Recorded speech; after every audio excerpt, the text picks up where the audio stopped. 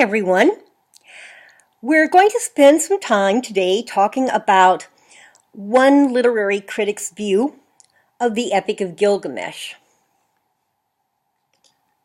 The source for this presentation is Thorkild Jacobsen, and full bibliographic information appears on the master works cited sheet for the course.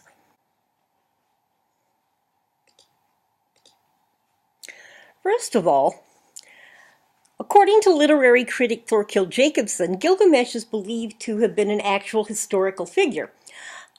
In fact, he's believed to have been the king of the city of Uruk right around 2600 BC. Jacobsen tells us that we know that stories about him were told as early as 2100 BC, and that those stories had most likely been passed down from generation to generation from the time that Gilgamesh actually ruled. The epic was finally written down in cuneiform on clay tablets, and the epic that we have before us is what's been found by archaeologists so far. But the manuscript has been found in chunks, and we know that parts of it have not yet been uncovered by archaeologists. Jacobsen says, though, that the earliest version of the epic that we have in writing dates from about 1600 BC. It's the oldest literary work that has been discovered so far by archaeologists. Oh yeah, there are older writings, but they're largely records of financial transactions, marriages, and other types of public records like that. The Epic of Gilgamesh is the oldest written story that has yet been uncovered, and that makes it significant to study. Jacobsen says that the central purpose of the narrative is the exploration of Gilgamesh's two contrasting attitudes toward death. As we shall discuss, these two very different attitudes toward death affect Gilgamesh's definition of immortality, and he undertakes two quests to find immortality, each of them based on a different perception of what that term means. Now, according to Jacobsen, Gilgamesh's attitudes toward death and immortality at the beginning of the epic reflect the heroic values of his time. First of all, the heroic code maintained that death itself was not the enemy because it's inevitable. And Jacobsen says that since physical death was inevitable, the heroic code defined immortality as lasting fame that extended far beyond physical death. Furthermore, Jacobsen says that the heroic code maintained that this immortality could be achieved by dying a glorious death in a battle against a worthy opponent. By this definition, the body dies, but the name lives on and brings honor. Now, according to Jacobsen, Gilgamesh is operating under these definitions of death and immortality when he battles in Kindu and gains a lasting friend. The pair then carries these attitudes into their battle against Humbaba. And we notice in reading the epic that it isn't required that heroes enter these battles entirely without fear. Gilgamesh and Enkidu experience fears and doubts as they journey to the battle site. But with each other's help, they carry on in spite of their fears and doubts. The epic appears to tell us that heroes are not expected to be completely without fear, which, of course, is a natural human response. Instead, heroism results from overcoming fear to take necessary action.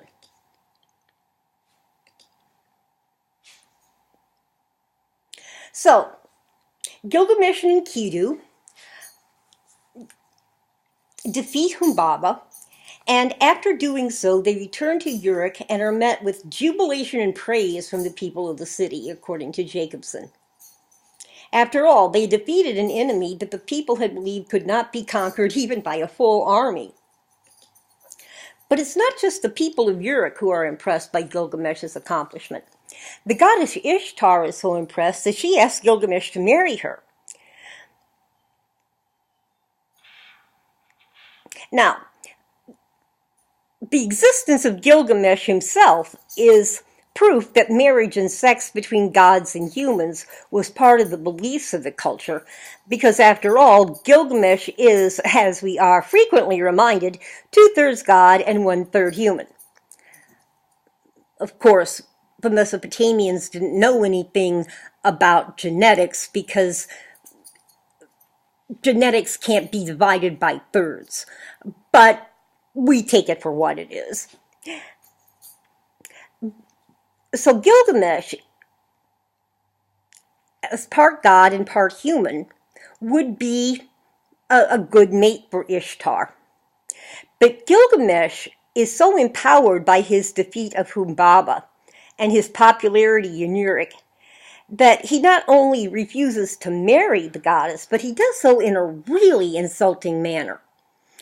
Instead of simply saying that he is not prepared to be married at that time, or that he doesn't feel worthy to marry a goddess, he turns down Ishtar's proposal by insulting her past relationships, as well as insulting her personally. Now, gods and goddesses do not take insults from human beings lightly. So, seeking revenge, Ishtar sends the bull of heaven to battle and conquer Gilgamesh and Enkidu. But Ishtar's plans are defeated when Gilgamesh and Enkidu fight and kill the bull of heaven, and they do this in full view of all the residents of Uruk. So killing a creature sent by a goddess is seen as a truly astounding feat, and so according to Jacobsen, Gilgamesh is at the height of his fame at this point. But unfortunately, Gilgamesh's glory is short-lived. According to Jacobsen, in ruthlessly asserting themselves against the gods by killing Humbaba and the bull of heaven, and then by insulting Ishtar, they have invited the gods' wrath.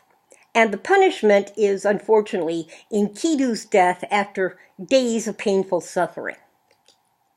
Now, when Enkidu dies, Gilgamesh is forced to face the stark reality of death for the first time, according to Jacobsen. While the heroic attitude of accepting death and seeking immortality through lasting fame was fine with Gilgamesh when death was an abstract concept, he rejects it when he's faced with the concrete reality of death. At that point, according to Jacobsen, Gilgamesh realizes not only that he has lost the only true companion he has ever had, but also that he himself will eventually face death. Death in the concrete, not in the abstract. Now, when he realizes the concrete reality of death that awaits him, all of his previous values collapse. A glorious death fighting a worthy foe, an enduring name, and immortal fame mean absolutely nothing to him anymore. Gilgamesh is now gripped by an inconquerable, consuming terror of death, according to Jacobsen. And so he adopts a new value system, and he becomes obsessed with avoiding death and staying alive in a physical sense forever. Now, Gilgamesh's change in his attitude toward death and his definition of immortality sets him off on a new quest, according to Jacobsen. Because he now views immortality as escaping physical death, he sets out to search for his ancestor Utnapishtim, who was renowned for both preventing the destruction of all life on Earth during the Great Flood and for being immortal. Now, Gilgamesh undertakes a long and arduous quest for Utnapishtim because he believes that his ancestor could tell him how that he, too, can become immortal. Now, Gilgamesh is helped in his journey by a few people that he encounters. The Scorpion Man and his wife, for example, give some assistance. Suduri, the winemaker, definitely assists him, if only by advising him to give up his quest for immortality, go home, take a wife, and have a family. But Jacobsen points out that just as Gilgamesh's quest for immortality, as it was defined by the heroic code, led him to one success after another, his quest for physical immortality leads him to successive failures. And of course, Gilgamesh's ultimate failure occurs when he meets Utnapishtim and learns that his ancestor's immortality is the result of the unique situation of the flood. it's not something that Gilgamesh can duplicate, according to Jacobsen. To prove his point that it's impossible to hope for the vigor and strength to overcome death, Utnapishtim challenges Gilgamesh to a contest that requires him to stay awake for 7 days. And of course, Gilgamesh immediately falls asleep and sleeps for 7 days instead.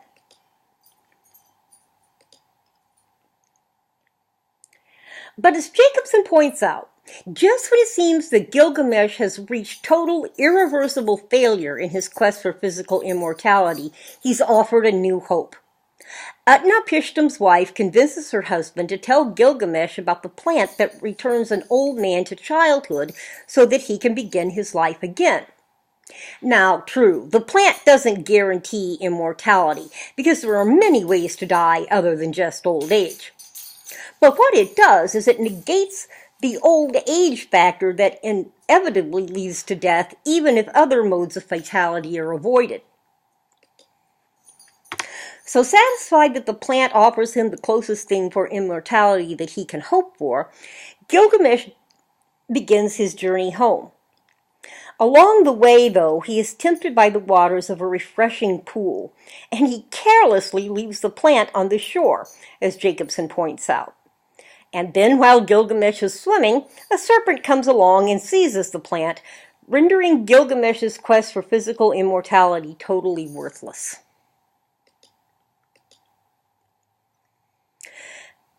Now, Jacobsen maintains that Gilgamesh's downfall and loss in both quests for immortality result from his defying the gods. In his first quest for immortal fame as a warrior, his needless killing of the god Enlil's servant Humbaba and his scornful defiance of Ishtar brought retribution through Enkidu's death.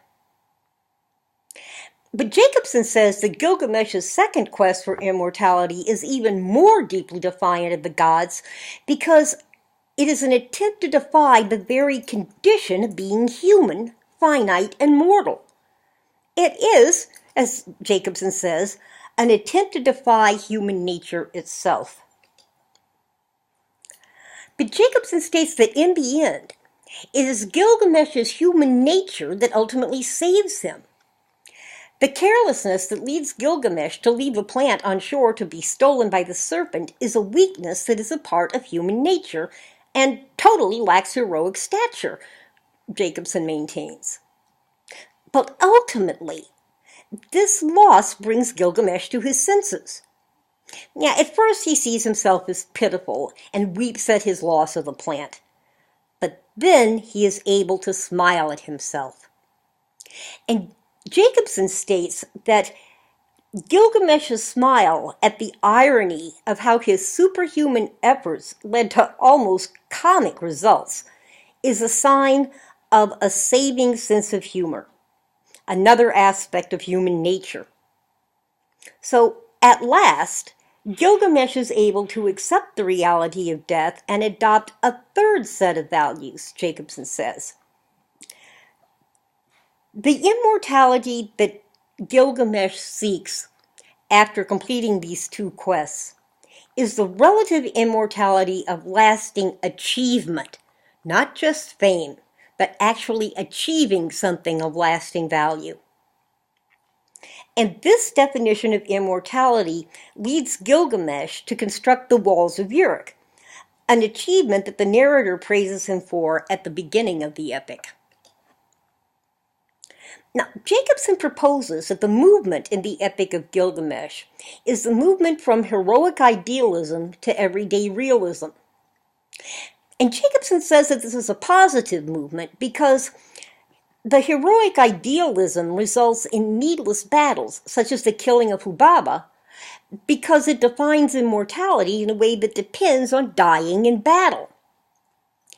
Everyday realism, on the other hand, results in the protection from battles that's offered by the Walls of Uruk, because everyday realism defines mortality as lasting achievement, Jacobsen says. Now, Jacobsen says that this movement from idealism to realism is also the movement from childhood to adulthood. Throughout the epic, Gilgamesh appears as a mere boy in terms of his attitudes, Jacobsen says. He holds on to the status and refuses to grow up by rejecting marriage and parenthood in favor of seeking adventure with Enkidu, who is like a boyhood friend, Jacobsen tells us. Now, when Enkidu's death offers a chance to mature by seeking a wife, Gilgamesh instead flees backward toward the security of childhood by seeking out an ancestor that Gilgamesh believes can grant him physical immortality, Jacobsen states. He even takes possession of a plant that could literally allow him to be a child again and again and again through all eternity. But it is losing the plant, losing the illusion that he can return to childhood, that forces Gilgamesh to accept the reality that he must grow up, Jacobsen states, pointing out that when Gilgamesh can smile ruefully at his own folly and accept the reality of life and death, he has reached maturity. Ultimately, Jacobsen concludes, Gilgamesh is a story about growing up. So that's what I have to share for you, from Dr. Jacobsen, who I thought took a very interesting look at the epic. If you have any questions or need clarification of any points, don't hesitate a moment to email me. But of course, you're going to email me from an account other than Canvas, because I don't use Canvas email. And send the email to deborah.oki@csn.edu. Thank you so much for listening to this presentation. I hope that it helped add to your understanding of the Epic of Gilgamesh. I'll be talking to you again soon.